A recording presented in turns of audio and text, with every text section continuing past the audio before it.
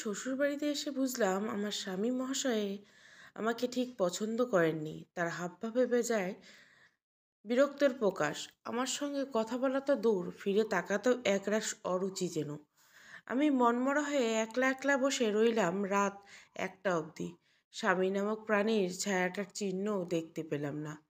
চতুর্থ দফায় হাই তুলতে যাব, ঠিক তখন একটা লম্বা কালো অবয়ব ঘরের ভিতর প্রবেশ করলো। আমি ঘোমটার তলে থমকে গেলাম। ভয়ে হাত পা নিষ্পিস করতে লাগলো। বুকের ভিতরে হাতুড়ি বাড়ি। মনে হচ্ছে এই বুঝি বেরিয়ে গেল রুহুটা। নিজেকে আরও গুটিয়ে নিয়ে মনে মনে আল্লাহকে ডাকতে শুরু করলাম। লম্বা ঘোমটা থাকার কারণে তার চেহারা আমি দেখতে পেলাম না। তার পায়ের গতি দেখে বুঝলাম অনেকটা জোরের মুখে পড়ে আসতে হলো এ ঘরে। নিমেষেই মন খারাপ বেড়ে আকাশ ছুলো আমার। কী এমন কারণ? আমাকে মানতে পারছে না কেন? আমাদের বৈবাহিক ঘটনা সম্পূর্ণ পারিবারিকভাবেই ঘটেছে। যেভাবে 8-10টা মেয়েকে লোকে দেখতে যায়, সেভাবে আমাকে দেখতে এসেছিল এনারা। এরপর পছন্দ, গুরুজনদের আলাপ আলোচনা, দীর্ঘ 1.5 মাস জুড়ে বিয়ের আয়োজন। এরপর আজ কাঙ্ক্ষিত দিনটি হাতে পেলাম। পাত্রপাত্রীকে আলাদাভাবে কথা বলতে দেওয়া হওয়ার নিয়মটা আমাদের বেলায় না ঘটলেও তাকে জিজ্ঞাসা করার সুযোগ পেয়েছিলাম অন্তত। আমাকে কি পছন্দ হয়েছে আপনার? উত্তরে তিনি বলেছিলেন, এখানে অপছন্দের কিছু নাই। এইটুকু বলে উনি ফোন কেটে দিয়েছিলেন। আমি ধরে নিয়েছিলাম লজ্জা, এখন মনে হচ্ছে সংকোচ। হয়তো আমাকে দারুণ অপছন্দ তার। মুখ ফুটে বলতে পারিনি আমি কি ভাববো এই ভেবে। 7-5 চিন্তারা মগজটাকে ঘোলাটে করে তুলছে। ছোট্ট দম ফেলাবো ঠিক এমন সময় ওনার রুক্ষ কণ্ঠস্বর আমাকে কাঁপিয়ে তুলল। ফ্রেশ হয়ে ঘুমিয়ে পড়ুন। কথাটা স্বাভাবিক, সহজ সরল, বেশ ভদ্রতার সঙ্গে বলা, অথচ ভীষণ কঠিন যোগ্য করা। আমি বিস্মিত হয়ে রইলাম। কোনোভাবেই মাথা হেলিয়ে হ্যাঁ উত্তর প্রদানের সঙ্গে তিনি বেরিয়ে গেলেন ঘর ছেড়ে। আমি মূর্তির ন্যায় জমাট তখনও। একটু একটু করে রাত বাড়ছে। একসময় ফুরিয়ে যাবে হাওয়াই মিঠাইয়ের মতো। ফুটে উঠবে আলোকিত আকাশ, যেখানে চাইলে দুনিয়ার সব কষ্ট উবে যায়। এই আসমান কোথাও বসে আছেন যিনি, যার হুকুমে চলছে গোটা পৃথিবী। তিনি আমাকে দেখেছেন, শুনছেন, আমার কষ্ট আর যন্ত্রণাগুলো উপলব্ধি করতে পারছেন। এই তো ঢের। নিজেকে সান্ত্বনা দেওয়ার জন্য এর চেয়ে বড় জাদুবানি আর হয় না। আমি গোসল শেষে ফজরের নামাজ আদায় করে বারান্দায় এসে দাঁড়ালাম। কোমর সমান চুলগুলো মেলে গামছাটা তুলে নিলাম অন্য হাতে। ভোরের আলো ফুটছে কিছুক্ষণ মাত্র। এরই ভেতরে চারপাশ ফকফকে হয়ে যাচ্ছে। বাতাসের বিশুদ্ধতায় ঘ্রাণ। গত রাতে সারা রাত একলা কেঁদে কেটে ঘুমানোর অসহ্য ব্যথাটা এখন আর তাড়া করে বেড়াচ্ছে না এতটা। মনটা হালকা লাগলো, মুখটা ভার তখনও। আমার মুখ ভার, আরও ভার হলো পাশের বারান্দার নজর পড়তে। সেখানে এলোমেলোভাবে উঠছে ক্রিম রঙের শেরওয়ানিটি। এটি গতকাল বিয়ের সময় আমার স্বামীর পরনে ছিল। সারা রাত উনি আসেননি, তবে কি পাশের রুমে ঘুমিয়েছিলেন? কিন্তু কেন এমনটা করছেন? যখন আমাকে বিবাহ করতে কোনো সমস্যা ছিল না ওনার, তাহলে বিয়ের পর কেন আমাকে দূরে ঠেলে দিয়েছেন? আমার থেকে দূরে দূরে থাকছেন, দুটো কথা বলছেন না। ভুল করে আমার চোখে চোখ পড়া মাত্র ফিরিয়ে নিচ্ছেন। কী লুকাতে চাইছেন উনি? কেন? মিথ্যা না কথা, নাকি ঘৃণিত অপরাধ?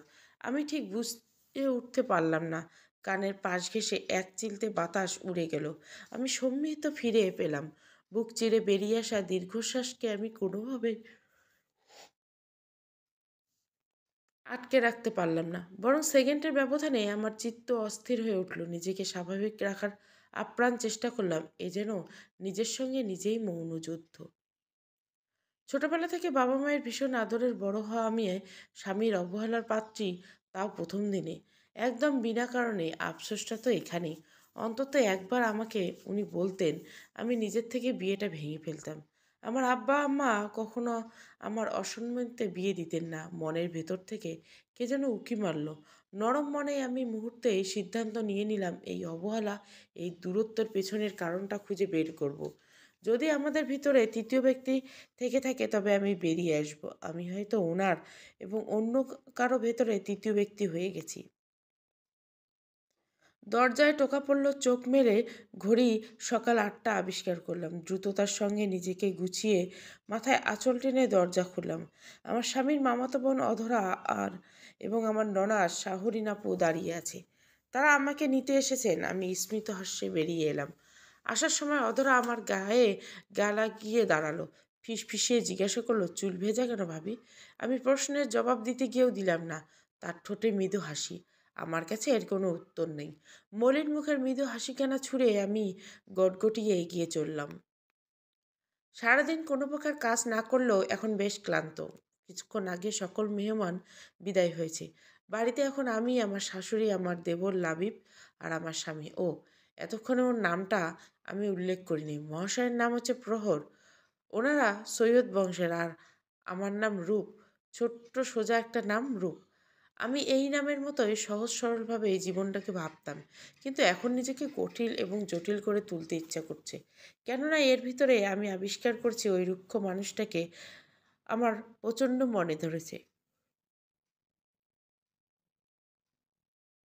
তাকে নিয়ে স্বপ্ন সাজানো কাঙ্ক্ষিত সোনার সংসারটি সাজাতে চাই আমি, আর ভালোবাসা পাওয়ার জন্য নিজেকে উজাড় করতে ইচ্ছে করছে। মাত্র একদিনের ব্যবধানে এতটা পাগল কি করে হলাম ভাবতেই লজ্জায় ঘিরে ধরে আমাকে। একে বুঝি বলে বৈধ সম্পর্কের শক্তির টান? আমার মা বলতো, যখন তোর বিয়ে হবে তারপর বুঝবি স্বামীকেই জিনিস। মায়ের কথার মর্মার্থ এখন আমি হাড়ে হাড়ে টের পাচ্ছি। সারাদিন একটিবারের জন্য তার সঙ্গে কথা হয়নি আমার। নানান বাহানায় এদিক ওদিক ছিলেন। কিছুক্ষণ আগে আত্মীয়দের এগিয়ে দেওয়ার নাম করে বেরিয়ে এলেন, এখনো আসছেন না। আমি ক্লান্ত শরীরটাকে বিছানায় মেলে ধরলাম। সারাদিন আম্মার ঘরে কাটিয়েছি আমি। সকালে এই ঘরটা ছেড়ে বেরিয়ে এসেছি, তারপর এই আসলাম। অথচ ঘর গোছানো। আম্মা হয়তো কাউকে দিয়ে ঘর গুছিয়ে রেখেছেন। মনে মনে তার প্রতি কৃতজ্ঞতা প্রকাশ করলাম। চুলের খোপায়ের কারণে শুয়ে আরাম পাচ্ছি না বলে খোপা খুলে ফেললাম। বালিশ সোজা করতে গিয়ে অজান্তে হাত পড়ল চাদরের একেবারে কোণার অংশে। সঙ্গে সঙ্গে আমি চমকে উঠলাম। 6 ইঞ্চির মতো জায়গাটা রক্তে রাঙানো, যদিও রক্তের দাগ শুকিয়ে গেছে ইতিমধ্যে, তবু আমার ভেতরটা কাঁপছে। কার রক্ত এগুলো? আর এগুলোই বা কোত্থেকে এলো? কি আশ্চর্য! আমি নীরবে কেঁদেছি। মনটা অস্থিরে ভরে রয়েছে। কাউকে রক্তের বিষয়টা নিয়ে জিজ্ঞাসা করিনি। অপেক্ষা করছে উনি এলেই এই প্রশ্নের জবাব দিতে বলবো। আমার জানা মতে এই ঘরে উনি আর কেউ প্রবেশ করেননি সারাদিনে। রাত 10টার দিকে আমার শাশুড়ি রুমে এলেন। আমি উল্টো পাশ করে শুয়ে ওনাকে না দেখলে ওনার উপস্থিতি টের পেলাম। দ্রুত হস্তে চোখ মুছে নিলাম। এইটুকু কান্নাতে চোখ ফুলে লাল বর্ণ ধারণ করেছে। আমার আবার কান্নার অভ্যাস নেই। আমার শাশুড়ি হতভম্ব করায় জিজ্ঞাসা করলেন, কিরে মা, কাঁদিস কেন? কি হয়েছে? আমি আমতা আমতা করে বললাম, কি জবাব দেব? উঠে বসতে বসতে জুৎসহিত জবাব খুঁজতে লাগলাম। পেয়েও গেলাম চট করে। বললাম, বাড়ির কথা মনে পড়ছে আম্মা। বলেই মাথা নিচু করে রইলাম। আমার শাশুড়ি স্নেহের পরশ মাথায় হাত বুলিয়ে দিলেন। পাশে বসে স্নেহের গলায় শুধোলেন, আমার যখন নতুন বিয়ে হয়েছে তোর মতো আমিও কাঁদতাম। সবার সামনে না, একা একা। এই ধর গোসল শেষে ছাদে গিয়েছি, রোদপথেই একলা দুপুরে মন ভরে কেঁদে নিচ্ছে আসতাম। চোখ লাল হয়ে থাকতো। কেউ জিজ্ঞাসা করলে বলতাম, বেশি পানি দিয়ে গোসল করেছি আজ, তাই এমন। কেউ বুঝতো না, অথচ তোর শ্বশুর ঠিকই বুঝে যেত। দুদিনের সম্পর্ক, অথচ কী যে মায়া ছিল মানুষটার মাঝে। রাতের বেলা আমাকে বোঝাতো, বাবার মতো আগলে রেখেছে সারা জীবন, মায়ের মতো চুলে তেল দেওয়া থেকে শুরু করে খাইছি কি না পর্যন্ত সব কিছুর হিসাব রাখতো। সেই মানুষটাকে ছাড়া এখন একা সব সামলাতে হয়, কত কিছু হিসাবে গোলমাল হয়। অনুভব করলাম শাশুড়িমা চোখ মুছছেন। তখন আমার চোখের পানির জোয়ার। ভেজা পাতা পলক মেলাতে কষ্ট হচ্ছে। শাশুড়িমা নিজেই ধাতস্থ হয়ে আমাকে বললেন, আমার ছেলেও যেন সে স্বভাবের তোকে আগলে রাখে, আজীবন দোয়া করি। যতই আমরা থাকি না কেন, স্বামীর উপরে স্বামীর মতো আর কেউ হয় না মেয়েদের রে। আমার বুকে তখন উথাল পাতাল কাঁপন। আমি কান্না চাপানোর আপ্রাণ চেষ্টা করছি। এই মানুষটার উপর বিশ্বাস ও ভরসা রেখে অন্য মাটিতে নিজেকে শেকড় গাড়তে এলাম। এই মানুষটাই আমাকে অবহেলার পাত্রী বানিয়ে ছাড়লো। এর চেয়ে কষ্টের কী বা হতে পারে? আমাকে ডিনার করানোর জন্য বললেও আমি রাজি হলাম না। আমার শাশুড়ি মা হাত ধরে টেনে নিয়ে গেলেন। টেবিলে আমার দেবর লাবিব বসে রয়েছে। তিনি গোকরাসে গিলছেন দেখলাম। আমার হঠাৎ হাসি পেয়ে গেল। ব্যাপারটা আমার দেবরের খেয়াল করে এক চোখ টিপলেন। আমি ঘাবড়ে গেলাম। হতবিম্ব চোখে চাইলাম। এবার লাবিবের ঠোঁটে দুষ্টু হাসি। আমার হাসি পেয়ে গেল। দেবর হিসাবে এইটুকু মজা করার অনুমতি তাকে দেওয়াই যায়। ঠিক তখনই খেয়াল করলাম আমার স্বামী মহাশয় মেন দরজার সামনে দাঁড়িয়ে আছেন। শাশুড়িমা তাকে দেখে বললেন, চলে এসছিস, আয় বস, তোর জন্য বৌমা না খেয়ে বসে আছে। শুনলাম উনি গম্ভীর কণ্ঠস্বরে উত্তর দিলেন, তা তো দেখতেই পাচ্ছি। এই বলে উনি ঘরে চলে গেলেন। আমি দোটানায় পড়ে গেলাম। আমার কি ওনার পিছু পিছু যাওয়া উচিত, নাকি খেতে বসা উচিত? দ্বিধাদ্বন্দ্বে ভুগছিলাম। তখন শাশুড়ি মাই সাহায্য করলেন, আমাকে খেতে বসিয়ে দিলেন। উনি ফ্রেশ হয়ে আসবেন এমন সময় আমিও অল্প একটু খেয়ে নিলাম।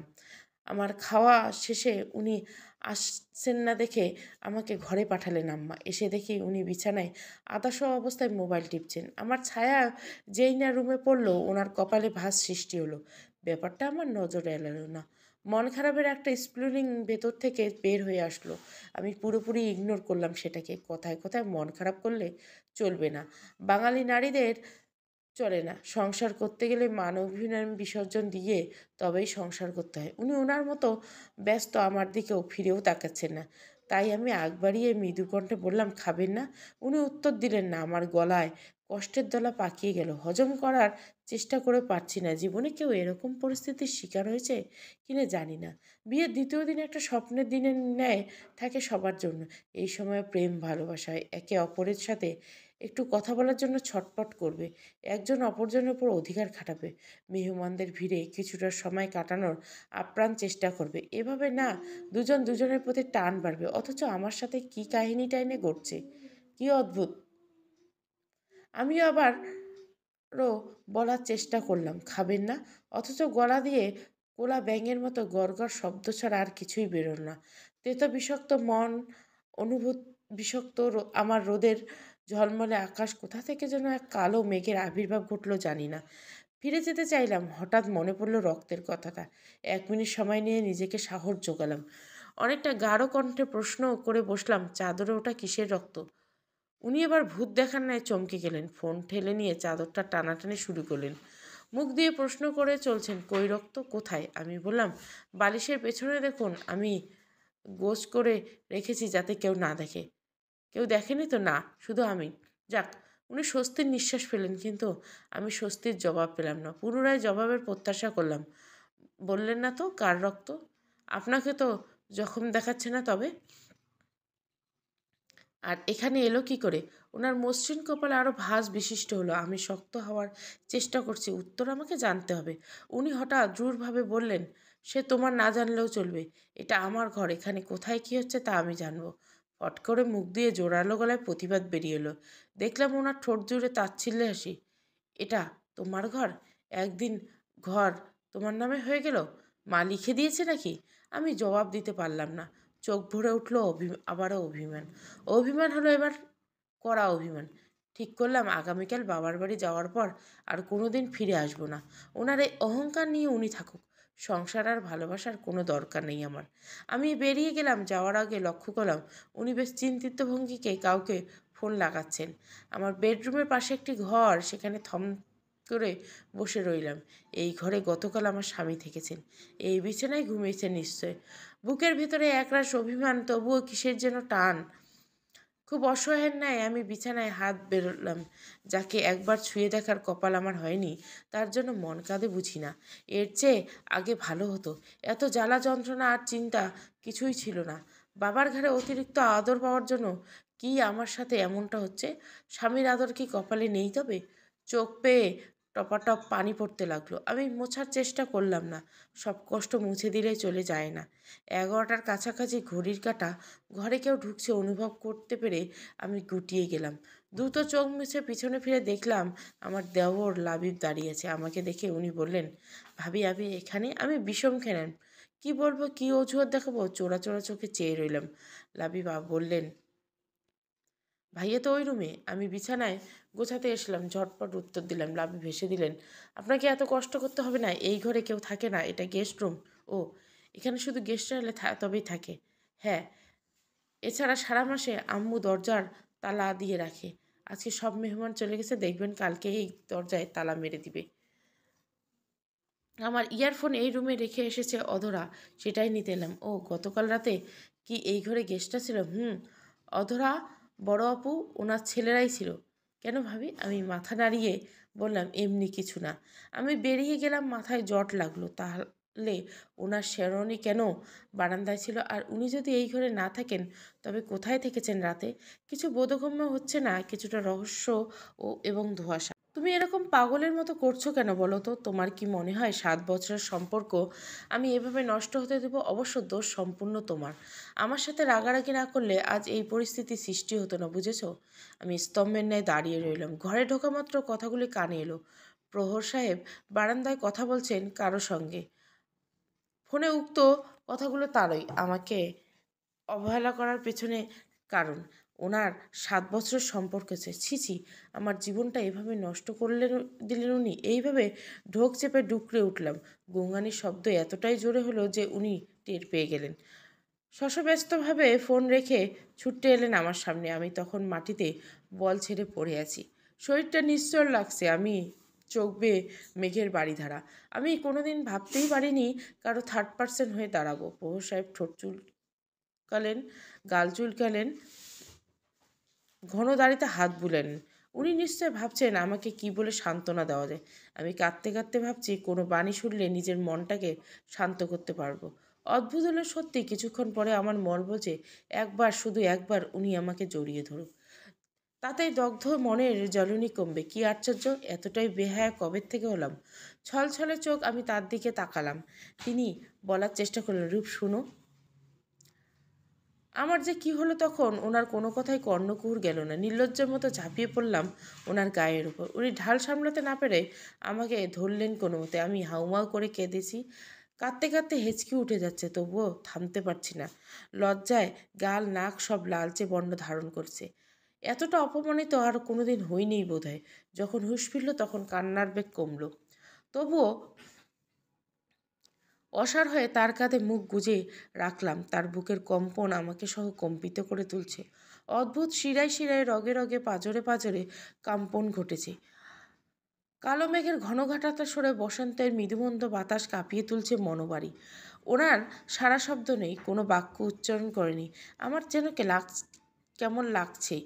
আমি নিজেকে যথাসম্ভব সামলে মুখ তুলে তাকালাম, চেষ্টা করলাম, আবিষ্কার করলাম উনি ড্যাবড্যাবে চোখে আমার দিকে তাকিয়ে আছেন। লজ্জায় মিইয়ে গেলাম নিমেষে। আঁখি পড়লাম নামিয়ে স্তব্ধ হয়ে বসে রইলাম। বেশ কিছু সময় এভাবে কেটে গেল। আর কতক্ষণ এভাবে বসে থাকবো তা ভাবতে শুরু করলাম। ঠিক তখনই শুনতে পেলাম তিনি বলছে, এভাবে কান্নাকাটি করার কি? আমি উত্তর পেলাম না। নিজেকে গুটিয়ে এদিক ওদিক মাথা নাড়ালাম। উঠবার চেষ্টা করলে তিনি আমার হাত ধরে টান দিলেন। নিচু হয়ে গেলাম। হুট করে বুক থেকে শাড়ির আঁচল খসে পড়ল। আমি স্তব্ধ হয়ে গেলাম। তিনিও স্তব্ধ হয়ে গেলেন। লজ্জারা আমাকে আপাদমস্তক ঘিরে ধরল। দ্রুত হাতে আঁচল তুলে ঠিক উঠে দাঁড়ালাম। চলে যাওয়ার পা বাড়াতে তিনি বললেন, শরীর দেখিয়ে আমাকে বশ করার চেষ্টা করো না। আমি একজনকে কথা দিয়েছি, তাহলে আমাকে কেন বিয়ে করলেন? আমি তো যেচে আপনার ঘরে আসিনি। গলার কাঠিন্য যুক্ত করলাম। মেনি বিড়ালের ন্যায় কথা হয়েছে অনেক, এবার যা হবে সব খোলাখুলি। আমার জীবনটা পুতুল খেলা নাকি? চোখ দিয়ে আগুন ঝরছে আমার। দেখলাম উনি অনেকটা ঘাবড়ে গেছেন। আমতা আমতা করে বললেন, ব্যক্তিগত সমস্যা ছিল কিছু, সব কিছু বলতে পারবো না। ঠিক আছে, আমাকে বলতে হবে না। যেহেতু আমাদের বিয়েটা পারিবারিকভাবে হয়েছে, যে কোনো ডিসিশন তারাই নিবে। আমি আমার আব্বা আম্মাকে জানাবো, আপনার আম্মাকেও জানিয়েছি। তাদেরকে বলুন কোন কারণে আমার জীবন নিয়ে খেললেন আপনি। সাধারণত আমি ভীষণ দুর্বল মনের অধিকারী, কিন্তু অন্যায় দেখলে আর সহ্য করতে পারি না। কিভাবে যেন মুখ শক্ত হয়ে যায়। আর এখানে তো আমাকে নিয়ে অন্যায় হয়ে গেল। কিভাবে চুপ করে থাকবো আমি? গতি বাড়ালাম। শাশুড়িকে গিয়ে বলবো সবটা। তার আগেই আমার স্বামী মহাশয়ের আমার পায়ের উপর আশ্রয় পড়লেন। আমি চমকিত। তিনি অনুরোধ স্বরে বললেন, প্লিজ এরকমটা করো না, আগে আমার কথাটা শোনো। আমি রুক্ষ কণ্ঠে জবাব দিলাম, আর কি বলবেন আপনি? কিভাবে আমাকে বোকা বানাইছেন সেটা বলবেন? কিভাবে তোমাকে ঝটকা খাওয়ালাম সেটা বলবো? মানে? এবার ভীষণ অবাক হলাম। দেখলাম ওনার ঠোঁটের কোণে হাসি। আমাকে উদ্দেশ্য করে বিদ্রুপ ভরা হাসি ছুড়লেন। আমার রাগ তখন আরও বেড়ে গেল। উনি চলে যেতে চাইলেও উনি দ্রুত উঠে দরজা বন্ধ করেন। তারপর আমার হাত ধরে টেনে বিছানায় নিয়ে বসালেন। আমি নাক উঁচু করে রেখেছি একটা কথাও বলবো না বলে ঠিক করেছি। উনি বলতে লাগলেন, তোমার সাথে মজা করলাম একটু, দেখলাম খ্যাপলে তোমাকে কেমন লাগে। ভেতরে ভেতরে চমকালো আমার, বাইরে থেকে ঠোঁট বজায় রাখছি, প্রত্যুত্তরে করলাম না। তিনি আবার বললেন, বোকা মেয়ে, আমার যদি কারোর সাথে সম্পর্ক থাকতো তবে কেন তোমাকে বিয়ে করতাম? তার আগে ক্লিয়ার করতাম না বলো? তাহলে কেন অবহেলা করলেন? অভিমান গলায় ভার হয়ে এলো আমার, চোখ টলমল করছে। উনি এবার আমার কাছে এলেন, খুব কাছে, এত কাছে এলেন যে ওনার নিঃশ্বাসের উত্তাপ আমার গায়ে লাগে। আমি শিহরিত বোধ করলাম, আটসাট হয়ে বসেই রইলাম উত্তরের অপেক্ষায়। ভেতরটা খুশিতে কেঁপে কেঁপে উঠছে, আবার সঙ্গে সঙ্গে নিশ্চয় মজাও করছেন উনি। আমি ভীষণ নার্ভাস ছিলাম, কিভাবে বলবো তুমি ব্যাপারটাকে মজার চোখে দেখবে না তো, ঠিক করতে নিয়ে এই পন্থা মাথায় এলো। তাই একটু রুমে সেজেছিলাম আর আলাদা থেকেছি, নিজেকে প্রস্তুত করেছি, আর তোমার কাছে হাসির পাত্র হইনি। নইলে তো সারা দেশে বলে বেড়াতে বিয়ের রাতে তোমার ভয়ে আমি অন্য ঘরে ঘুমিয়েছিলাম। আমি ঠোঁট বাঁকিয়ে বললাম, এতটা খারাপ আমি না। একবার বলে দেখতে। আমি কখনো অন্য মাইন্ডে নিতাম না, বরং আপনাকে সময় দিতাম, নিজেকেও নিজের প্রস্তুত করতাম। কিসের জন্য? আমার আদর খাওয়ার জন্য। বলেই উনি চোখ টিপলেন। আমি অভিমানে রাগ সব ভুলে লজ্জায় মিশে গেলাম। মাথা নুইয়ে ঘন ঘন নিঃশ্বাস ছাড়ছি। আমার এই অবস্থা দেখে তিনি খানিকটা সরে বসলেন। আমি স্বস্তি পেলাম, মিটমিটে চোখে তার দিকে তাকালাম। প্রসঙ্গ ঘোরাতে প্রশ্ন করলেন, আর এই কথাগুলো আপনি ফোনে কাকে বলেছিলেন যে আপনার 7 বছর সম্পর্ক ওটা? উনি হাসলেন, পকেট থেকে ফোন বের করে নাম্বার দেখালেন। অধরার নাম দিয়ে সেভ করা। বললেন, দেখো অধরাকে বলছি। আরে তুমি আসছো? আমি টের পেয়ে এমনটাই বলছি। তোমার সাথে প্রাণ করছি, আর অধরা আগেই সেট করে নিয়েছিল। বিশ্বাস না হলে ওর সাথে কথা বলতে পারো। বিশ্বাস করছি। আচ্ছা যাও, আমি মাপ চাইলাম। জানি যা করছি খুব ভুল করছি, মজা করতে গিয়ে তোমাকে অজান্তে অনেক কষ্ট দিয়ে ফেলেছি। অবশ্য এটা না করলে কখনো বুঝতাম না আমাকে তুমি ইতিমধ্যে কতটা ভালোবেসে ফেলেছ। আমি চুপ করে রইলাম, এই কথার জবাব কি বলতে হয় আমি জানি না। তিনি ক্ষণকাল চুপ করে থেকে আবার প্রশ্ন করলেন, আচ্ছা রূপ, যদি সত্যি আমার জীবনে অন্য কেউ থাকতো আর তুমি সেটা বিয়ের পর জানতে পারতে, তবে কি করতে? আমি অশ্রুসিক্ত চোখে তাকালাম। জানি না কেন ভীষণ কান্না পাচ্ছে আমার। কেন পাচ্ছে বলতে পারবো না। কিছু কিছু কান্নার কষ্টের কারণ হয়, হয়তো এটা সুখ কান্না। আমি নির্লিপ্ত গলায় বললাম, আমি চলে যেতাম, কারো কাছে তৃতীয় ব্যক্তি হয়ে চাইতাম না। অভিশাপ কুড়াতে চাই না, নিজের স্বামীকে এত সহজে ছেড়ে দিতাম কেন? আপনি শোনেননি, জোর করে কাউকে ধরে রাখা যায় না। আপনি তো মানুষ, বিড়াল কুকুর না যে জোর করে খাঁচায় ভরে পোষ মানাবো। উনি চুপ হয়ে গেলেন। আমি উঠে দাঁড়ালাম। উনি ডাকলেন, রূপ। জি। কই যাচ্ছ? বারান্দায়। কি দরকারে? চাঁদ দেখব। ঝিরঝির বাতাস বইছে, নিস্তব্ধ নিগুড় প্রকৃতি। বারান্দার সামনে একটি চিপা গলি। আপাতত গলিতে কেউ নেই। গলির মাথায় টিমটিমে আলো দেওয়া হলদেটে আলো জ্বলছে। সেই আলোর দয়ায় গলির এই মাথায়ও হালকা পাতলা সব কিছু দেখা যাচ্ছে, কিন্তু সবই অস্পষ্ট, অন্ধকারচ্ছন্ন। আমি এক পলক সেদিকে চেয়ে পুনরায় আকাশের দিকে মনোযোগ দিলাম। আমার ভেতরটা টিপটিপ করে কাঁপছে। আমি জানি উনি আসবেন। আমি জানি আজ রাতে কিছু হবে যা বদলে দিবে আমার চিরচেনা পুরো পৃথিবী। আমাকে হারিয়ে নিয়ে যাবে নতুন কিছু আস্বাদনে। আমি নিজেকে হারিয়ে তাকে চিনতে পারবো পুরোপুরি। এই আকুতি, এই কামনা, এই প্রণয় আমাকে হাতছানি দিয়ে ডাকছে। মন চিৎকার করে বলছে, আপনি আসুন, আমাকে ভালোবাসুন, আদর করুন। সাক্ষী থাকুক ওই রাতের প্রহর। ওই চাঁদ যেন লজ্জা পেয়ে নিজেকে মেঘের তলায় আড়াল করে নেয়। কোথায় আপনি? আসছেন না কেন? নাসিকাপথ বেয়ে এলো দীর্ঘশ্বাস। ঠিক তখনই আমার পেছনে তাকে আবিষ্কার করলাম। আমাকে আড়াল করে আমার উপর দিয়ে দু হাতে গ্রিল চেপে ধরছেন উনি। ওনার বুকে আমার পিঠ মিশে গেছে, আমার শরীর ঘাম ছাড়লো। একটা নার্ভাস জীবন আমি কখনো হইনি। আমি গুটি গুটি মেরে রইলাম। উনি প্রশ্ন করলেন, আকাশটা ভীষণ সুন্দর তাই না? আমি মাথা হেলিয়ে বললাম, হ্যাঁ। তোমার মতো? আমি মাথা হেলিয়ে না বললাম। তোমার চাইতে বেশি? আমি মাথা হেলিয়ে না বললাম। তোমার চাইতে কম? আমি মুখে বললাম, জানি না। উনি ফট করে আমার হাত টেনে মুখোমুখি করে নিলেন এবং অধরে অধর মেশালেন। আমি পুরোপুরি স্তম্ভিত। ওখানে আমার নিঃশ্বাস আটকে এলো। ওখানে আমার মরণ যেন। আমি অপেক্ষার প্রহর গুনতে লাগলাম। নিজেকে হাতজোড়া কখনো যে ওনার পিঠ খামচে ধরছি জানি না। যখন সম্মিত ফিরে পেলাম তখন অনেকটা সময় পেরিয়ে গেছে। আমার ঘাড়, গলা, গাল, চোখ সব কিছুতে ওনার স্পষ্ট লেগে গেছে। এলোমেলো চুবে আমি এক ছুটে ঘরে প্রবেশ করার সিদ্ধান্ত নিলাম। ওনার দিকে পিঠ দিয়ে বুকের আঁচল ঠিক করছি, খেয়াল করলাম কেউ একজন গলির কিনারে দাঁড়িয়ে আছে। তার জ্বলন্ত চোখ আমাদেরকে দেখছে। আমার আপাদমস্তক শিরশির করে উঠল। মুখ দিয়ে অস্ফুট স্বরে চিৎকার বেরিয়ে এলো। বাবার বাড়িতে সকালে বেড়াতে চলে এসেছে আমার বড় ভাই সুমন আর বড় ভাবি হিয়া গিয়ে আমাদের দুজনকে নিয়ে এসেছে। গতকাল রাতের ঘটনা এখনো মাথা থেকে সরেনি। চিৎকার দেওয়ার কারণ কি জানতে চাইলেও আমি কিছু বলতে পারিনি। তার অবাক করার চোখের বিষয় হলো ওই চোখ জোড়া উধাও হয়ে গেছিল নিমেষে। প্রহর সাহেবকে বারান্দায় রেখে আমি ঘরে চলে আসি। ঘুমানোর বাহানা করে মাঝরাত পর্যন্ত শুয়ে থাকি। তিনি আরও একবার আমার কাছে আসতে চেয়েছিলেন, কেন যেন আমার মনটা টানেনি। কোথাও কিছু একটা চলছে এরকম একটা মনে হচ্ছিল বারবার। ষষ্ঠ ইন্দ্র নাকি সবসময় আগের থেকে অনেক কিছু জানান দেয়। আমার বেলা তো তাই হয়েছে হয়তো, অর্থাৎ যাই ঘটেছে তা আমাকে জানতেই হবে এবং তা অতি দ্রুতই। কোনো কিছু নিশ্চিত না হয়ে আমি প্রহর সাহেবকে কিছু বলতে পারছি না, আবার অন্য কাউকে শেয়ার করতে পারছি না। আচ্ছা, ঝামেলায় পড়ছি।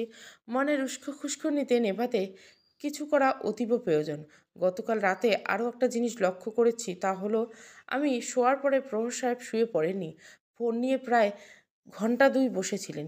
উনি ভেবেছিলেন আমি ঘুমাচ্ছি, কিন্তু আমি সজাগ ছিলাম এবং তাকে পর্যবেক্ষণ করছিলাম। হয়তো বেচারার কাছে আসতে দেই নেই বলে মন খারাপ ছিল, অথবা ঘুম আসছিল না তাই ফোনটা ঘাঁটছিল। স্বাভাবিক এটা বিষয়, তবুও কেন জানি অস্বাভাবিক লাগছে। আমার ভেতরের সন্দেহতায় দিয়ে বোঝাই, ধুর, নিজের প্রতি নিজেই বিরক্ত লাগছে। হিয়া ভাবির ঘরে ঢোকায় আমি নড়েচড়ে বসলাম। তাকে দেখে বুঝলাম তিনি অবাক কোনো কারণে। আমি জিজ্ঞাসা করলাম, কি হয়েছে ভাবি? না রে, জামাই বউ আসে থাকে 2 দিনে, ও বাড়ি থেকে কেউ খেয়ে দিয়ে তোদের নিয়ে যাবে এমনটাই তো নিয়ম জানতাম। তোর ননদ চলে আসছে নাচতে নাচতে, দেখ বাইরে গিয়ে। আমি বিস্ময় নিয়ে বললাম, আমার ননদ? অধরা নাম করা মেয়েটার কথা বলছি। আমি রীতিমতো ঝটকা খেয়ে গেলাম। এখানেও অধরা? কেন এসেছে, কী কারণ? অবাক হয়ে তাকিয়ে রইলাম ভাবির দিকে। ভাবির চোখ মুখ কুঁচকে রয়েছে, যা দেখে অনুমান করতে পারছি অনেক কিছু।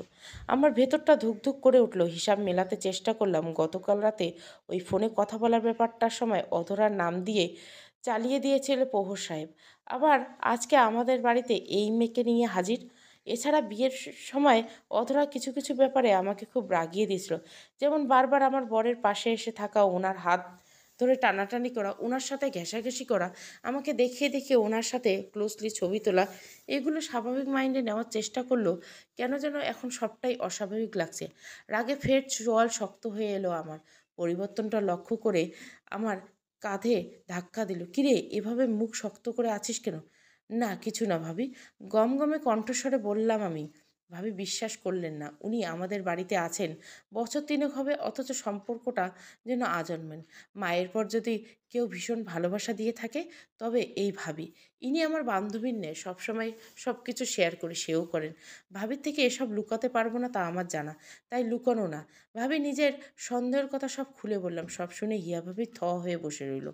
আমার চোখে অশ্রু টলমল করছে। বিয়ে, সংসার নিয়ে, স্বামী নিয়ে ভীষণ ভীষণ ভীষণ স্বপ্ন ছিল আমার চোখ জুড়ে। তা বোধহয় ভাবি ভালো করেই জানেন। সেই আমার কপালে এরকম কিছু ঘটবে আশা করেননি কখনো। মাকে দেখে চোখের জল ছাড়লাম। মা বললেন, কিরে, তোরা দুজনে কি গুটুর গুটুর করো? আর রূপ, তোর ননদ আসছে, তুই ঘরের কোণে গুটি কাটছিস কেন? আয় বাইরে আয়। উমা, তুই কাঁদছিস কেন? তোর চোখে পানি কেন? মা কথা বলতে কাছে এলেন। আমি দ্রুত চোখ মুছলেন। ভাবি বললেন, রূপের চোখে কি যেন ঢুকেছে আম্মা, আমাকে দেখাচ্ছিল। আমিও ভাবির কথায় তাল মেলালাম। মা আমাদের দুজনের দিকে তাকিয়ে রইলেন। বোধহয় বিশ্বাস করলেন না, অথবা বিশ্বাস করতে পারেন। আমি কোনো রকমে ঘরের বাইরে বেরিয়ে এলাম। এসে দেখলাম প্রহর সাহেব এর কাজ খেয়ে অধরা বসে রয়েছে। প্রহর সাহেব বিব্রত অধরার কারণে। আমি ধীর পায়ে তাদের দিকে এগিয়ে গেলাম। অধরা বলল, ভাইয়া আমাকে রেখে একা একা শ্বশুরবাড়িতে আদর খেতে চলে এসেছে ভাবি, তাই আমিও চলে এলাম। এটা তো আমার শ্বশুরবাড়ি না অধরা, তোমার ভাইয়া হাজারবার আসবে। তার মানে কি তুমিও হাজারবার আসবে? ঠোঁটে হাসি রেখেই কথাটা বললাম আমি। অধরার মুখ কালো মেঘ জমলো দেখলাম। প্রহর সাহেব অদ্ভুত চোখে আমার দিকে দেখছেন। আমি পাল্টা বললাম, মজা করলাম। এসেছো, খুশি হয়েছি। অধরা মন খারাপ করে বলল, থাক ভাবি, আমার আশাতে আপনি যে একটুও খুশি হন নাই তা দেখেই বুঝতে পারছি। পেছন থেকে হিয়া ভাগে এসে বললেন, শোনো, বিয়ের পর সব স্বামী স্ত্রী সবসময় পার্সোনাল সময় কাটাতে হয়। এই সময় কেউ ডিস্টার্ব করুক এটা ভালো দেখায় না, তারা বিরক্ত হয়। তুমি অন্যভাবে নিও না কথাটা, তবে তোমার এখানে বেড়াতে আসা ঠিক হয়নি। অধরা শক্ত চোয়ালে বলল, তাহলে আমি চলে যাই? আমি খুব দুঃখিত ভাবি। অধরা উঠে দাঁড়ালো। প্রহর সাহেব ওর হাত টেনে ধরে বলল, রাগ করিস না প্লিজ। তারপর আমার দিকে তাকিয়ে বলল, ও থাকুক, কী সমস্যা? আমাদের ব্যক্তিগত টাইম তো আর আসতেছে না। না না, আমি আশাতে তোমাদের অনেক ঝামেলা ফেলে দিচ্ছি, চোখ কালো করে বলল অধরা। আমি দাঁড়িয়ে দাঁড়িয়ে দুজনের তামাশা দেখলাম। প্রহর সাহেব বারবার ওকে থামানোর জন্য বলছে, আর অধরা মোচড়ামুচড়ি করছে।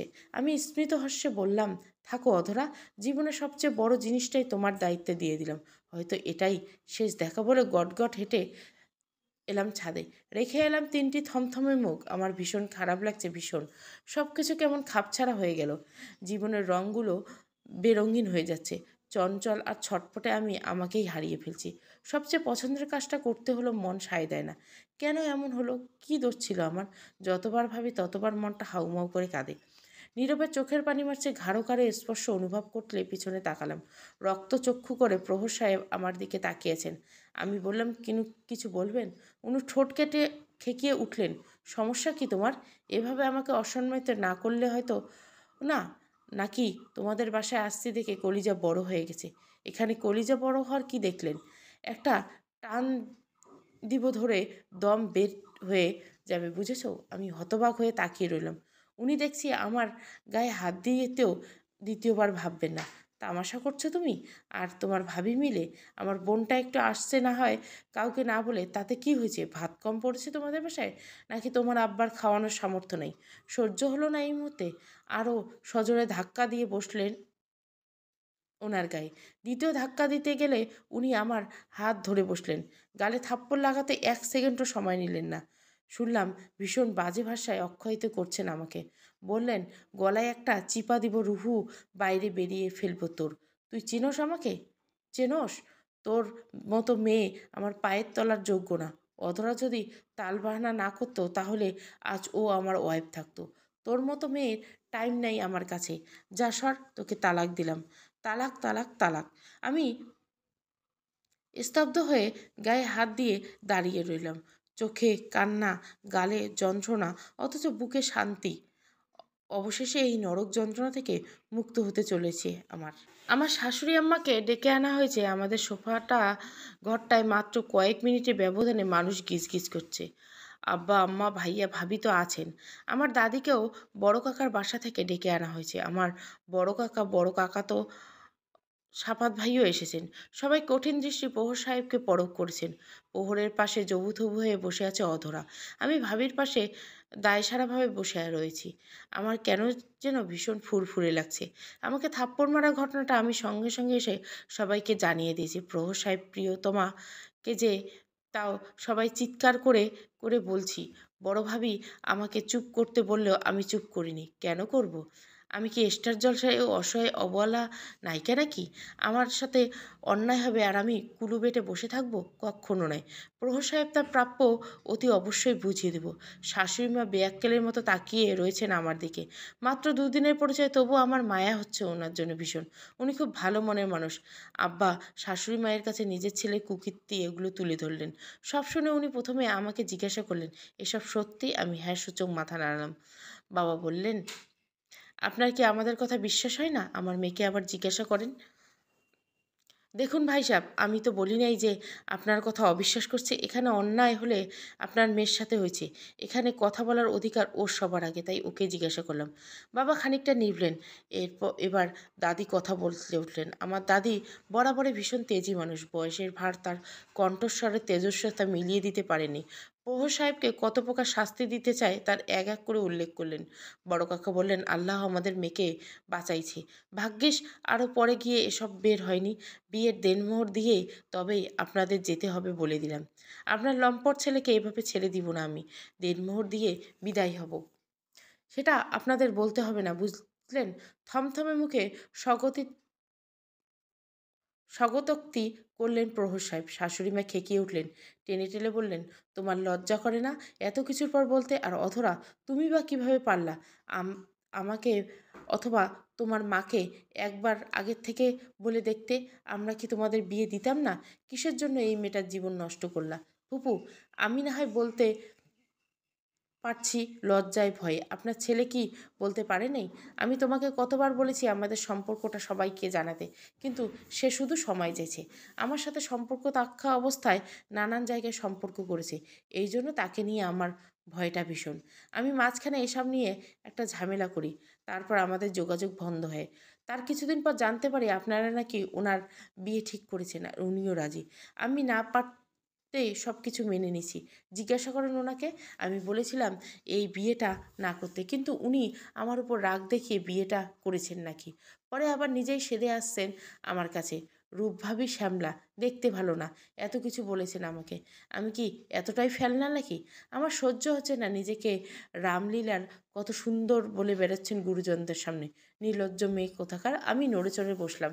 এখানে বড় বা আছে, কিছু বিবেচনা করে কথা বলো অধরা। অধরাকে দেখলাম আমার দিকে রক্তচক্ষু করে তাকাতে। আমি পুরোপুরি উপেক্ষা করলাম যে এই লোক ঘরে জান্নাত ফেলে বাইরের জাহান্নামের প্রতি আকৃষ্ট হয়, আল্লাহ তাকে হেদায়েত করুক, তাদের সুখে রাখুক, দোয়া করলাম মনে মনে। চোখ জোড়া ক্রমশ ঝাপসা হয়েছে। সামান্য রাগারাগির কারণে আমার জীবনটাকে দুজনের বলি করে দিল। বাবা বলতেন এই পৃথিবী ভীষণ নিষ্ঠুর, আমি বিশ্বাস করতাম না। তখন তো বাবা মায়ের ছত্রছায়া থেকেছি, তাই বুঝতাম না। এখন মনে মনে হচ্ছে বাবা মায়ের মতো আপন আর কেউ নেই, কেউ হতে পারে না। বাবা মা বাদে পৃথিবীতে সবাই স্বার্থপর, নিষ্ঠুর। আমি ডুকরে উঠলাম। সবাই আমার দিকে এক নজর তাকালো। আমি নিজেকে সামলাতে না পেরে দ্রুত উপায়ে নিজের ঘরের দিকে চলে এলাম। দরজা আটকে দিলাম, দেওয়ালে পিঠ দিয়ে ঠেস দিয়ে দাঁড়ালাম কোনো মতেই। ভেতরটা ভেঙে চুরে আসছে। জীবনে কেউ শুনেছেন বিয়ের তৃতীয় দিনে কোনো মেয়ের ডিভোর্স হয়েছে? আমার হয়েছে। কী অদ্ভুত নিয়তি! সারা রাত ফুলের ন্যায় হাস্যোজ্জ্বল থাকা মেয়েটা গায়ে এক নিমেষে তালাকের তকমা লেগে গেল। এই সমাজ কি আমাকে শান্তিতে দম নিতে দিবে এরপর? বাইরে ভীষণ হট্টগোল চলছে, আমি সবটা শুনেছি। ঘরে বসেছি, এক একজনের সাথে এক একজন। প্রভু সাহেবের গলাও শুনতে পাচ্ছি, তিনি বড়ম্বর অহংকারী ধরনের কথাবার্তা বলছে, আবার সাফাইয়ে গাইছে। অধরার গলা দুবার শুনতে পেলাম, নিজেকে নির্দোষ উপস্থাপন করছে। আমার হাসি পেল।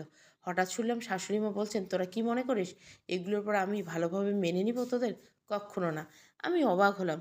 নিজের মতো আরও একটি নারীকে দেখলাম, যিনি পেটের সন্তানকেও ছাড় দিচ্ছেন না অন্যায়ের জন্য। আমি কেন দেব না? কাকা বারবার দেনমোহর শোধ করে বিদায় হতে বলছেন। এরপর নাকি কাগজ কলমে তালাক করিয়ে দেবে। এরকম ফ্যামিলির সাথে তিনি আর কোনো সম্পর্ক রাখতে চায় না। আমি দরজা খুলে ঘর থেকে বেরোলাম, দৃঢ় কণ্ঠে বললাম, আমি দেনমোহর চাই না, দেনমোহরের 1 টাকাও নিব বললাম না। ভাবি বললেন, কি বলিস? আমার সাথে যা ঘটেছে তা 4-5 লাখ টাকা দিয়ে শোধ হয়ে যাবে? এতটাই ঠুনকো আমি তোমাদের কাছে? কি বলতে চাস তুই বল? সাফাত ভাই এই প্রথম মুখ খুললেন। আমার দিকে ঠান্ডা চোখে তাকিয়েছেন তিনি। আমার চেয়ে প্রায় 9 বছরের বয়সে বড় উনি। একটি 6 বছরই বয়সী মেয়েও আছে তার। আমি সেকেন্ড তিনেক চুপ করে থেকে বললাম, ওনাকে আমি জেলে দিব। আমার সাথে যা করেছে তা নিয়ে মামলা করব। কোনো জরিমানায় আমি মানব না। জেলে থাকুক কিছুদিন, কষ্ট বুঝুক, হুঁশ চলে আসবে এমনিতে। পৌর সাহেব বিস্ময় নিয়ে আমাকে দেখছেন। অধরা কটমট করে তাকিয়ে আছে। আমার গায়েই লাগছে না। আমি আমার কথার উপর অনড়। এরপর অনেক বোঝানোর চেষ্টা করলো, এটা নাকি বেশি হয়ে যাচ্ছে, কিন্তু আমি কিছুতেই বুঝতে চাইলাম না। কথার ভুল পাল্টালাম না। আমার এক কথা, ওনাকে জেল খাটতে হবে। সবাইকে অবাক দিয়ে আমার শাশুড়ি মা আমার সাথে একমত হলেন। প্রহর সাহেব অবিশ্বাস কণ্ঠে মা বলে ডাকলেন। আমার শান্তি লাগছে, ভীষণ শান্তি। আমার মতো কোনো মেয়ে যেন না ঠকে, তা দেখে আমি দেখেই ছাড়বো। আমরা বারবার ঘড়ি দেখছে, বিকেল গড়িয়ে সন্ধ্যার পথে মহাসড়ক, অথচ সাফাত ভাইয়ের খবর নাই। আজকে সাফাদের আসার কথা ছিল মেয়েকে নিয়ে। তন্দ্রা আর সাফাত ভাইয়ের ডিভোর্স হয়নি, কিন্তু দুজনে আলাদা থাকে। যে কোনো মুহূর্তে তাদের মধ্যকার এই বন্ধনটুকু শেষ হয়ে যেতে পারে, কিন্তু তা হচ্ছে না একমাত্র জারিফার জন্য। জারিফা যেন তাদের দুজনকে পুনরায় মিলিয়ে দেওয়ার সেতুবন্ধন। প্রচণ্ড রাগী ও গম্ভীর সাফাত ভাইয়ের প্রতি ত্যক্ত বিরক্ত হয়ে ছাড়াছাড়ির পর্যায়ে চলে এসেছিল তন্দ্রা। তন্দ্রার বড় বোনের পরামর্শ দিল, জারিফের কথা ভেবে মানিয়ে নে, নইলে মাস কয়েক আলাদা থাক, দুজন দুজনে দেখবি, এতে একে অপরের গুরুত্ব মর্মার্থ কিছুটা হলেও বুঝতে পারবি। আবারও একত্র হওয়ার জন্য মনটা আঁকুপাকু করবে। তন্দ্রা দ্বিতীয় অপশানটা বেছে নিল। দুজনের দূরত্ব বাড়িয়ে একে অপরকে সময় বের করে দিল। জারিফার তন্দ্রা তার নিজের কাছে এনে রাখতে চেয়েছে, কিন্তু বাবার প্রতি মাত্রাতিরিক্ত ভালোবাসা তা হতে দেয়নি। বাবাকে ছেড়ে 1 মিনিট দূরে থাকতে রাজি নয় সে। তাই বাধ্য হয়ে তন্দ্রা নিজের বাড়ি চলে আসতে হয়েছিল মেয়ে ছাড়া। মাঝে মাঝে সে ফোন দেয় সাপাতকে, মেয়েকের সাথে কথা বলে। মনটা খুব ছুটে গেলে মেয়েকে নিয়ে আসতে বলে কাছের কোনো রেস্টুরেন্টে, যেখানে পালকহীন চোখে মেয়েকে দেখে সে। আজকেও তার মনটা ভীষণভাবে ছুটে গিয়েছিল জারিফার এক নজর দেখার আশায়। তাই তো সকালে ফোন করে বিকেলে আসতে বলেছিল এই জায়গায়। সাপাত প্রত্যুত্তরে বলেছিল আসবো, অথচ দেখো এতক্ষণ হয়ে গেল আসার নামগন্ধ নাই। তন্দ্রা ঠোঁট বাঁকিয়ে বিরক্তসূচক শব্দ উচ্চারণ করলো। ব্যাগ থেকে ফোন বের করে সাপাতের নাম্বারে কল দিল। 3বার রিং হওয়ার পর সাপাত ফোনটা কেটে দিল। তন্দ্রা দ্রুত আশেপাশে তাকালো, কাছাকাছি থাকলে সাপাত এই কাজটা করে, ফোন কেটে দেয়। পুরনো অভ্যাসর তন্দ্রা জানে। সেকেন্ডের কতকে সাপাত আসতে দেখায় সাদা শার্ট পরা নরম সরম বোকা বোকা চেহারার মানুষটা যে কী পরিমাণ রাগী তা তন্দ্রা ছাড়া কেউ জানে না বোধহয়। তন্দ্রার হুট করে কী যে হলো, ভীষণ কান্না পেল। ভীষণ পারিবারিকভাবে বিয়েটা হলেও 8 বছরের বিবাহিত জীবন কম নয়। 8 দিন একই ঘরে একটি মানুষের সাথে থাকলে তার প্রতি মায়া হয়, আর এ তো 8 বছরের। কতগুলো দিন, সপ্তাহ, মাস। তন্দ্রা নিচু হয়ে চোখের জল লুকোয়। মনে মনে সিদ্ধান্ত নেয় সাপাতকে বলবে তাকে ফিরিয়ে নিয়ে যেতে। অনেক তো হলো আলাদা থাকা, আর দরকার নেই। মেয়েটা মা ছাড়া বড় হচ্ছে বিনা কারণে। যেন চোখে কিছু পড়ছে এমন ভনিতায় আঙ্গুলের ডগা দিয়ে চোখ মুছে তন্দ্রা। মাথা তুলে তাকাতে তাকাতে দেখে সাপাতের সামনে চেয়ারটা টেনে বসেছে। তন্দ্রা অবাক হলো। জারিফা তো আসেননি সঙ্গে। সে কোথায়? তন্দ্রা বলল, আমার মেয়ে কোথায়? ও আসেনি। চিরাচরিত নিয়ম অনুযায়ী গম্ভীর গলায় জবাব দেয় সাপাত। আসেনি মানে? কোথায় ও?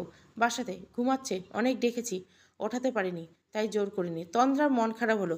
নিজেকে বোঝালো সে কি করে আয়। একটা ছোট্ট নিঃশ্বাস ফেলে বলল, ও আম্মার কাছে রেখে এসেছো? না, রূপ আসছে তো বাসায়, রূপের সাথেই আছে। রূপ? ভুরু কুচকালো তন্দ্রা। সাপাত মাথা দুলিয়ে বলল, হ্যাঁ। ওর না বিয়ে হয়েছে 2 দিন আগে? জামাই নিয়ে বেড়াতে আসছে নাকি? সাপাত মাথা দোলায় এদিক ওদিক। বায়ুতে দীর্ঘশ্বাস লিখিয়ে বলল, ওর ডিভোর্স হয়ে গেছে, কাগজে কলমে না, মুখে মুখে। তন্দ্রার মনে হলো তার মাথার উপর কয়েকটি বজ্রপাত পড়ল ধীম করে। হতবাক কণ্ঠে স্বাগতোক্ত করলো, বলল, ডিভোর্স মানে? 2 দিন আগে বিয়ে হলো আর এর মাঝে ডিভোর্স? কী হয়েছে আমাকে খুলে বলো প্লিজ। সাপাত বলতে গিয়েও বলল না, ভার গলায় বলল, বাসায় ফোন করে আম্মার থেকে জেনে নিও। আমি এত কিছু বলতে পারবো না। কেন পারবে না? ইচ্ছে হচ্ছে না? ইচ্ছের বিরুদ্ধে যাব নাকি? নিজের স্ত্রীকে একটা বিষয় জানাবো?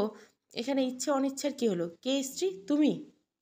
তোমার প্রতি আগের মতো টানটা আমার আর অনুভব হয় না তন্দ্রা। তোমাকে শুধু জারিফার মা মনে হয়, আমার স্ত্রী না। অন্যরকম গলায় কথাটি বলে দৃষ্টি অন্যত্র সরায় সাপাত। তন্দ্রা স্তব্ধ হয়ে তাকায়। কি বলল? তন্দ্রাকে তার স্ত্রী মনে হয় না? মাত্র কয়েক মাসে সাপাতের থেকে দূরে দূরে থেকেছে। কোথায় ভেবেছিল সাপাত তাকে মিস করবে, নিজের ভুল বুঝতে পারবে, তন্দ্রা কী চায় বুঝবে, তন্দ্রাকে আপন করে নেবে। তন্দ্রা তো এখনও প্রতিটা রাত ছটপট করে সাপাতের একটু উষ্ণতার জন্য। তন্দ্রার গলায় ধরে আসে কষ্ট। বুঝতেও দিল না সাপাতকে। বলল, আমার প্রতি তোমার রাগটা এখনো কমেনি না? সাপাত তাকালো কয়েক সেকেন্ডে অপালক নয়নে, তারপর হঠাৎ কঠিন গলাতে বলল, আপনের উপর রাগ রাখা যায়, পরের উপর না। তোমার প্রতি আর কিছু আসে যায় না তন্দ্রা। না রাগ, না অভিমান, না ভালোবাসা। তুমি কয়েক মাসের জন্য আলাদা হয়েছ, কিন্তু আমার মনে হচ্ছে এই আলাদাই আমাদের শেষ। আজন্ম আলাদা হয়। আর কোনোদিন তোমাকে ফিরিয়ে নিব কি না জানি না। সবাই ভাবছে আমার বোধহয় খুব মন খারাপ, হয়তো ঘরের দরজা চাপিয়ে আমি অশ্রুপাত করছি, অথচ আমার মন একদমই খারাপ না। আমি নিজেও জানি না আমার কেমন লাগছে, অথবা কেমন লাগা উচিত। আমার দিকে কাদা নাকি এরকম একটা জায়গা থেকে মুক্তি পেয়েছি, তা ভেবে খুশি হওয়া উচিত। ভীষণ টাফ ব্যাপার। তার চেয়ে টাফ হলো সবাইকে বিশ্বাস করানো। আমি যখন বললাম প্রহরকে জেলের ভাত খাওয়াতে হবে, তারপর ভীষণ হাঙ্গামা হলো। প্রহর সাহেব আর অধরা মিলে তক্ষুনি তোলপাল করে আমাদের ঘর থেকে বেরিয়ে এলো। তারা যদি পালাতে চায় পালাও, খাঁচায় আটকে থাকা পাখি আর খুঁজে বন থেকে ধরে আনা পাখির মাঝে মজাটাই আলাদা। আমি চাই তারা পালানোর চেষ্টা করুক এবং আমি তখনই তাদেরকে গ্রেপ্তার করাই। কলিজা ঠান্ডা হয়ে যাবে, ব্যাস। আর কিছু চাই না, আমি কিচ্ছু চাই না। ডিভোর্সটা পড়া হয়নি, কিন্তু ভাবছি পড়াশোনাটা আবার কন্টিনিউ করব। আমার নিজের পায়ে দাঁড়াতে হবে, যোগ্যতা অর্জন করতে হবে। আজকে যে আমাকে ছুঁড়ে ফেললে একদিন সেই আমার জন্য আফসোস করবে। আমি যেন কোনো এক বিকেলে অবসরে কফির মগ হাতে আজকের দিনটার কথা মনে করে ঠোঁটে হাসি ফোটাতে পারি, এটাই আমার একমাত্র লক্ষ্য। প্রহর সাহেব আর অধরা বেরিয়ে যাওয়ার পর সঙ্গে সঙ্গে বড় ভাইয়া ও আব্বা নিয়ে আমি থানায় মামলা করি। প্রহর সাহেব কোথায় পাওয়া যেতে পারে তার নাম্বার, ডিটেল যাবতীয় সব দিতে এসেছি।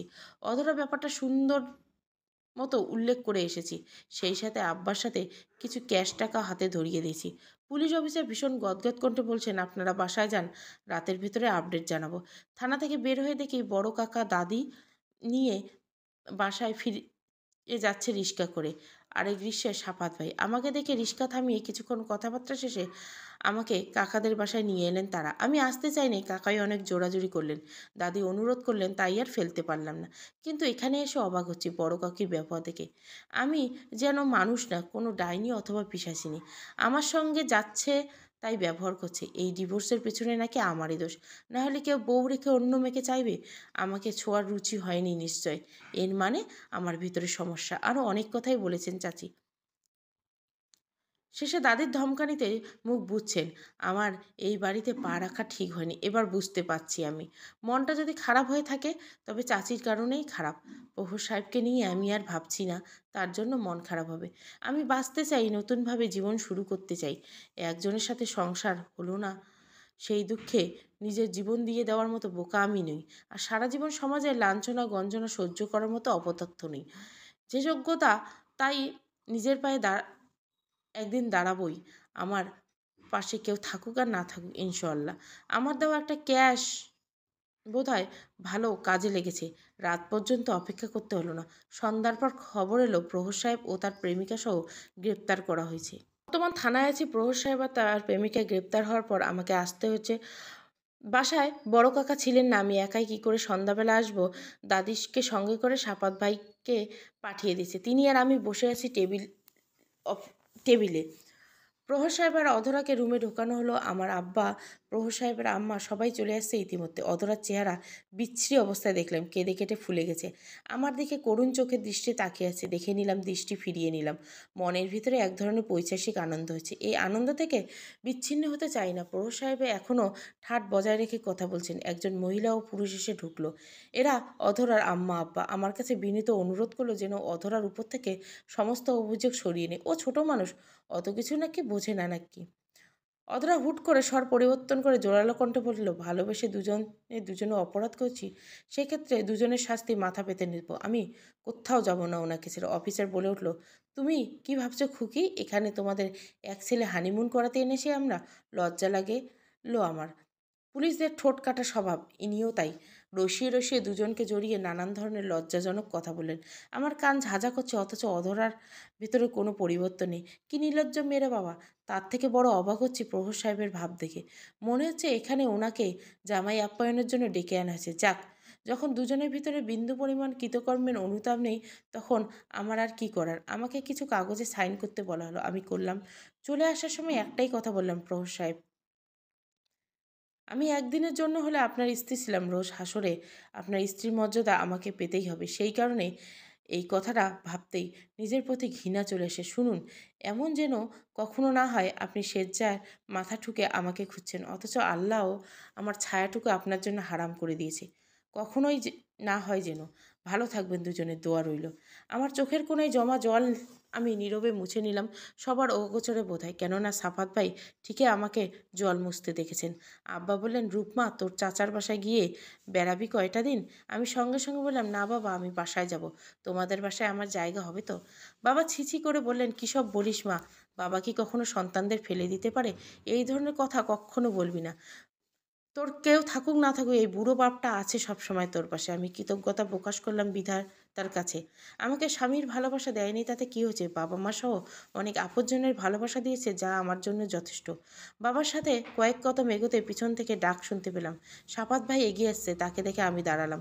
সম্পর্ক কাজিন হলেও তার সঙ্গে অনেকটা অচেনা মানুষের সম্পর্ক আমার সবসময়। একে তো বয়সে অত্যাধিক, তাই ঠিক মিশতে পারিনি। দ্বিতীয়ত উনি স্কুল পাশ করে পড়াশোনার জন্য অন্যত্র চলে গেছেন, তাই বাড়িতে কম আসতেন।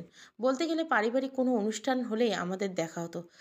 তখন, কিরে রূপ, কেমন আছিস, এ ধরনের হ্যালো হাই টাইপ কথাবার্তা হতো।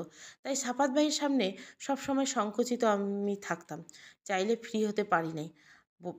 বাবা বললেন, তুই দাঁড়া, আমি গাড়ি ঠিক করে আনি। আমি জবাব দিলাম, আচ্ছা। বাবা চলে গেলেন। আমি দাঁড়িয়ে রইলাম সাপাত ভাইয়ের জন্য। উনি আমার মুখোমুখি এসে কাচুমাচু কণ্ঠে বললেন, কেমন আছিস? আমি অবাক নয়ন মেলালাম। এটা কেমন আছিস জিজ্ঞাসা করার সঠিক প্লেস নাকি সঠিক সময়? এভাবে জিজ্ঞাসা করছেন? না, আমি জানি কত বছর পর ওনার সঙ্গে দেখা হলো আমার। আমার কেন যেন খুব হাসি পেয়ে গেলো। আমি ফিক করে হেসে দিলাম। সাফাত ভাই আমার হাসি দেখে কিছুটা স্বস্তি পেলেন বোধহয়। ওনার কপালে ভাঁজগুলো অনেকটা মিলিয়ে গেল। আমি হাসি থেমে বললাম, জি ভালো আছি। আপনি ভালো আছেন সাফাত ভাই? আরে হুম। আমার আবার কি বলতে বলতে উনি ঘাড় চুলকালেন। আমি জিজ্ঞাসা করলাম, ডাকলেন কেন? তুই মায়ের উপর রাগ করে বাড়ি ফিরে যাচ্ছিস তাই না? মা তোর সাথে কেমন ব্যবহার করেছে তা আমি দেখেছি। ভাইয়াকে এক পর্যায়ে অপ্রস্তুত দেখালাম ভীষণ। আমি পাত্তা না দেবার ভান করে বললাম, না তেমন কিছু নেই, এমনি বাড়ির জন্য মনটা টানে বেশি তাই বুঝি। বয়স কি আর এমনি হলো? শোন, বাধা দেব না, কিন্তু ইচ্ছে হলো দুটো দিন থেকে যা। জারিফা তোকে খুব পেয়ে খুব খুশি হয়েছিল। কেমন উচ্ছ্বাস ছিল দেখিসনি? মার জন্য না হোক জারিফার জন্য হলে ঘুরে যা। আমি তৎক্ষণাৎ সিদ্ধান্ত নিলাম চাচার বাড়ি যাব, দুটো দিন থেকে বাড়ি আসবো। সত্যি বলতে জারিফা ভীষণ ভালো লাগে। পুতুল পুতুল একটা মেয়ে, ভীষণ মায়াবী চেহারা, কণ্ঠটাও টানা। যখন রু বলে ডাকে, শুনলে প্রাণটা ভরে যায়।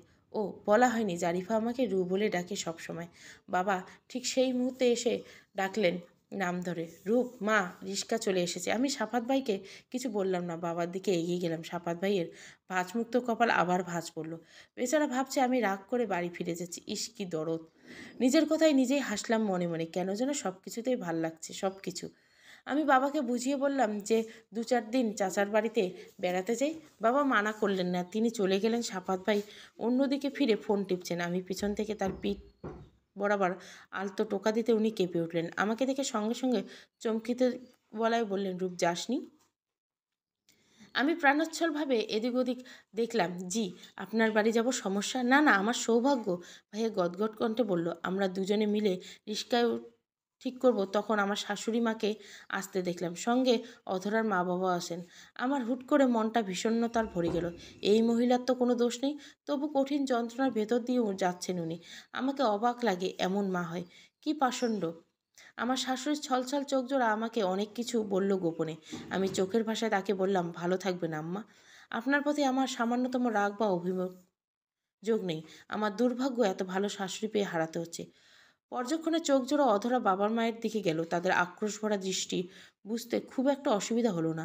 আমি চোখ সরিয়ে নিলাম। মাঝে মাঝে অনেক কিছু উপেক্ষা করাই উত্তম। টুংটাং আওয়াজ, রিস্কা এগিয়ে চলছে, রাস্তা মোটামুটি খালি। আমি চেপে বসে আছি। সাপাত ভাইয়ের সঙ্গে বিন্দু পরিমাণ শরীর স্পর্শ হচ্ছে না। নীরব রাতের নিস্তব্ধতাকে অনুভব করছি। আজ কেন যেন খোলা পাখির ন্যায় লাগছে নিজেকে। অনেক দিন যাবৎ পিঞ্জেরাতে বন্দি পাখি হঠাৎ মুক্তি পেলে যেমন লাগবে, ঠিক তেমনই। সাপাত ভাইও চুপ করে আছেন। কিছু একটা না বললেও ভালো দেখায় না। তাই নিজ থেকে প্রশ্ন করলাম, ভাবি কি খবর? ভাবির কি খবর ভাইয়া? ভাইয়া অপ্রস্তুত কণ্ঠে জবাব দিলে, আছে ভালোই, গা ছাড়া ভাব। ভাইয়া জবাব দিলেন না। আমি ফের বললাম, ওনার প্রতি আপনার এত রাগ কী নিয়ে, কী কারণ? ভাইয়া হঠাৎ কঠিন কাঠুন্য যোগ করে বলল, তুই বুঝবি না, তোর বৈবাহিক পরিস্থিতি যেমন আলাদা, আমারটাও আলাদা। আমি ধরে রাখতে চেয়েছিলাম ভাইয়া, কিন্তু সেই থাকতে চায়নি, আর আমি রাখতেও চাইছি না। কেন? চারিফার কথা ভাববেন না একবার? আমি ওকে মায়ের আদর দিব? এটা হয় না ভাইয়া, মা তো মাই হয়, বাবা বাবা। কেউ কারো শূন্যস্থান পূরণ করে না। ভাইয়া কনকক্ষণ চুপ থেকে বললেন, যে শূন্যস্থান আমার ভেতরে তৈরি করেছে তা কোনোদিন পূরণ হবার নয় রূপ। তবুও বেঁচে আছি তো, আছি না? আমি যদি শূন্যস্থান নিয়ে বেঁচে থাকি তাহলে আমার মেয়েও পারবে। এরপর কি বলতে হয় আমার বোধগম্য হলো না। বাড়ির কাছাকাছি, তাই চুপ থাকাটাই শ্রেয় মনে করলাম। ভাইয়া কলিং বেল টিপলেন। আমার বুক ধুক ধুক করছে। যদিও চলে এসেছি, তবু কাকি আবার কেমন রিয়াক্ট করবেন এই ভেবে ভীষণ ভয় লাগছে। কিন্তু আমাদের দুজনকে অবাক করে দিয়ে তন্দ্রাভাবী দরজা খুললেন। আমার মনে হচ্ছে আমি এখানে এসে বড় ভুল করে ফেলেছি, না আসলেই ভালো হতো। চাচির একরকম কালো মুখ, খোঁচা মারা কথাটা হজম করতে হতো না। মনটা বিষণ্ণতায় ভরে আছে। দাদি ঘরে ঢুকে আমি চুপ করে বসে আছি। জারিফার জন্য আসলেও জারিফা আমাকে ভুলেই গেছে একদম। আম্মুকে পেয়ে মহা খুশি। আমি অপেক্ষা করছি সকাল হলে এই বাড়ি থেকে বিদায় নেব। এরপরে এদিকে আমার ছায়াটাও কেউ দেখবে না আশা করি। বুক চিরে একটা লম্বা গভীর দীর্ঘশ্বাস বাতাসে মিলে উঠল।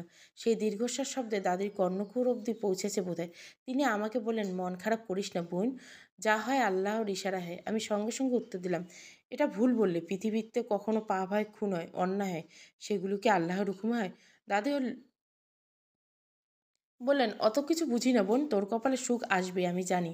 আমি মৃদু হাসলাম। আমার কপালে কোনোদিন সুখ হবে না, কোনোদিনও না। আমার জীবন থেকে সুখ নামক পাখিটি তো বহু আগেই অন্যের খাঁচায় নিজেকে সঁপে দিয়েছি। বুঝতে পারছেন না, না পারার কথা বুঝিয়ে বলি। আমি একজনকে ভালোবাসতাম ভীষণ। আমার জীবনে প্রথম ও শেষ ভালোবাসা। সে যদি জানতো কথাটা, তা না শুনে শুরু থেকে সব জানতো। প্রথম উপেক্ষা করে গেলেও আবেগের কাছে একসময় ধরা দিতে বাধ্য হলো। আমার ভালোবাসা কবুল করলে আমরা দুজনে একটা সুন্দর জীবনযাপন করতে শুরু করলাম। অবাক হচ্ছেন? জানতে ইচ্ছে করছে কে সেই মানুষটা? তাহলে শুনুন। আমার জীবনের সবচেয়ে গোপন অধ্যায়টি হলো সাপাত ভাই। মাত্র 12 বছর বয়সে ওনার প্রতি আমার প্রথম অনুভূতিটা জাগ্রত হয়। ভালোবাসা, প্রেম কী জিনিস তখনও ভালো করে বুঝতে শিখিনি। শুধু এইটুকু বুঝতে পারতাম উনি আমার আশেপাশে থাকলে আমার ভালো লাগে, খারাপ মন ভালো হয়ে যায়। ওনার কণ্ঠস্বর আমার অন্তর ঠান্ডা করে দিতে। ওনাকে এক পলক দেখলে পুরো দিনটা আমার রুমঝুম খুশিতে কাটাতো। এভাবে কেটে গেল 3টা মাস। 3 মাস পরে উনি বাড়ি ছেড়ে চলে গেলেন ভালো জায়গায় পড়াশোনার জন্য। তখন তাকে বলা হয়নি ভালোবাসি। আমি একরাশ বিষণ্ণতা আর অভিমান তার অপেক্ষায় দিন গুনতে লাগলাম। পারিবারিক বিভিন্ন অনুষ্ঠানের মাধ্যমে সঙ্গে দেখা হতো ঠিকই, কিন্তু বলে উঠতে পারতাম না আমি আপনাকে পছন্দ করি, ভালোবাসি। খুব গোপন ছিল এটা, বিষয়টা আমার একান্তই। সেবার আমার ছোট মামার বিয়ে। পরিবারের সবাই দাওয়াত হলো যথারীতি। হলুদের দিন বিকালবেলা মাইক্রো ভাড়া করে যাওয়া হলো আমাদের। একই মাইক্রোতে সাফাত ভাইও ছিলেন। উনি তখন পড়াশোনা শেষে ভালো চাকরির চেষ্টা চালাচ্ছেন। ঘন চাপদারিতে ওনাকে দেখতে এত সুন্দর লাগতো, আমি অপলক তাকিয়ে থাকতাম। মাঝে মাঝে চোখ পড়ে যেত, আমি দৃষ্টি ফিরিয়ে নিতাম হতভম্ব। লজ্জা লাগতো ভীষণ, তাও ওনার দিক থেকে নিজেকে নেত্র ফেরাতে পারতাম না। সেই বিয়ের সময় কিভাবে সাফাত ভাই টের পেয়ে গেল আমি তাকে পছন্দ করি। দুপুরের খাওয়ার শেষে একখিলি পান মুখে আমি বড়দের মতো করে চিবাচ্ছি। সাফাত ভাই চুপ করে কোথা থেকে এলেন, আমার লাল ঠোঁটে আঙুল চালিয়ে চলে গেলেন। আমি বরফের ন্যায় জমে গেলাম ওখানে। স্তব্ধ নয়নে তাকিয়ে রইলাম দীর্ঘকাল। কী হলো? ব্যাপারটা বুঝতে বুঝতে সাফাত ভাই দ্বিতীয় দফা এলেন। বললেন, তুই এত বুদ্ধিমতী হইস নাই যে আমার থেকে লুকোবি সব কিছু। রাঙ্গা হয়ে উঠল আমার গালটা কথাটা শোনা মাত্র। ভালোবাসি বলা হয়নি, তবু দুজনের কাছে এসে পড়লাম। উনি কথা দিয়েছিলেন চাকরি নিয়ে ভালো পজিশনে গেলে আমার কথা সবাইকে জানাবেন। পরিবারে কেউ আপত্তি করবে বলে আমার বিশ্বাস ছিল না। 2 বছরে একে অপরের সাথে চুটিয়ে প্রেম করেছি। এই 2 বছরে আমার জীবনে সর্বশ্রেষ্ঠ সময়কাল, সর্বশ্রেষ্ঠ মুহূর্ত আমি ওখান থেকে পেয়েছি। কাউকে বলে বোঝাতে পারবো না আমি সুখী ছিলাম কতটা, কিন্তু আমার নিয়তি আমাকে সুখ করতে চায়নি বোধহয়। তাই তো চাচা চাচি কাউকে না জানিয়ে তন্দ্রা ভাবিকে আংটি পরিয়ে এনেছিল। 15 দিন পর সাপাত ভাইকে দাওয়াতের কথা বলে এই বাড়িতে নিয়ে যান এবং ঘরে ফেরেন বউ নিয়ে। আমি যতটা না হতবিম্বল হয়েছি তার চাইতে বেশি হতবিম্বল হয়েছিলেন সাপাত ভাই। বাসর রাতটা শুনেছি ঘরের বাইরে কাটিয়ে দিয়েছিলেন রাগ করে।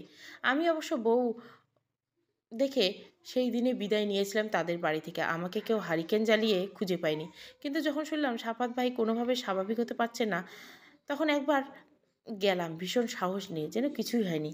এমনি করে বললাম, 2 মাত্র বছর, কি হয়ে ভুলে গেলেন? একজন পেতে আর 4জনকে কেন কষ্ট দিচ্ছেন আপনি? সাপাত ভাই প্রত্যুত্তরে বলেছিলেন, ভালোবাসি রূপ, বড্ড ভালোবাসি। গলার মাঝে আটকে রাখা দমটা আমি গিলে নিয়েছিলাম। কাঠ কণ্ঠস্বরে বলে উঠেছিলাম, ভালোবাসার দিব্যি, স্বাভাবিক হন, সংসার করুন, ভাবি ভীষণ ভালো, আপনার সব কষ্ট দূর করে দিবে। সাপাত ভাই ছাদের উপরে আমার হাত জোড়া চেপে ধরে হাউমাউ করে কেঁদেছিলেন। আমি ফিরে তাকাইনি। বড় চাচি আড়ালে বলেছিলেন, তিনি নাকি সব জানতেন। আমাদের আচরণে ওনার মনে সন্দেহ জাগছিল, তাই এভাবে হুট করে বিয়ে করিয়ে দিয়েছিলেন। উনি কেন যে আমাকে সাপাত ভাইয়ের স্ত্রী হিসাবে মেনে নিলেন না, তা আমি আজও জানি না। যদি আমি এরপরে সাপাত ভাইয়ের সংসারে হস্তক্ষেপ করি, তবে আমার বাবা মাকে চূড়ান্ত অপমান করবেন। সেই চলে আসা শেষ আশা, এরপরে এই এলাম। মাঝে আর একবারও যাইনি সাফাত ভাইদের বাড়িতে, তবে সবসময় খোঁজ খবর রাখছি। জারিফা হওয়ার সংবাদটাও আমি পেয়েছিলাম নিজ থেকে খোঁজ করে। হাস্যকর লেগেছিল, যাকে একবার পিঁপড়ে ছুঁলেও হিংসায় মরতাম, সেই মানুষের সন্তান অন্যের গর্ভে। তবুও আমার এইটুকু জ্বলন হয়নি। তবে কি ভালোবাসা ঠুনকো ছিল, নাকি কঠিন নিয়তির কাছে সবটাই মিথ্যে, জানি না। নিশ্চয় অবাক হয়ে ভাবছেন, যাকে নির্দোষ ভেবেছিলাম তার ভিতরে কত বড় সত্যি লুকিয়ে আছে, তাই না? তবে হ্যাঁ, এটাও অস্বীকার করতে পারবো না, প্রহর সাহেবকে ভীষণ মনে ধরেছিল আমার।